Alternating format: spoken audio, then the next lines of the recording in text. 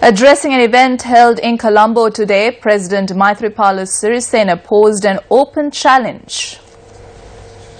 The country went in for an election because the government was finding it difficult to face the resolutions which were being put forward by the United Nations Human Rights Council. The government was feeling a sense of uneasiness because the people of the country as well as the armed forces were dissatisfied with the government. I will say this clearly. I challenge anyone to debate with me on this topic. I will clarify this. As a person who was in that government, I know what the internal discussions were.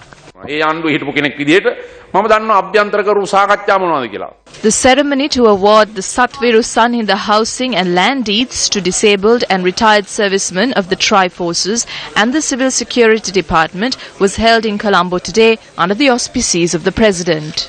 As the Minister of Defence and the President, I express great displeasure and contempt over the fact that 3 former commanders were taken to court.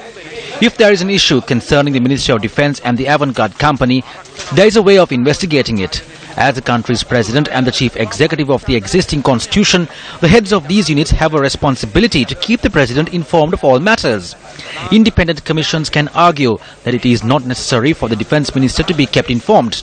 Just as the Constitutional Council appoints commissioners, the Executive, the President, has been vested with the powers of appointing its directors and secretaries for the need of taking all matters related to the management of a government and its functions into consideration. I must say clearly that when the former Navy commanders were taken to court by the Commission to investigate allegations of bribery or corruption, many people spoke about it to gain political mileage. Even the former President did so.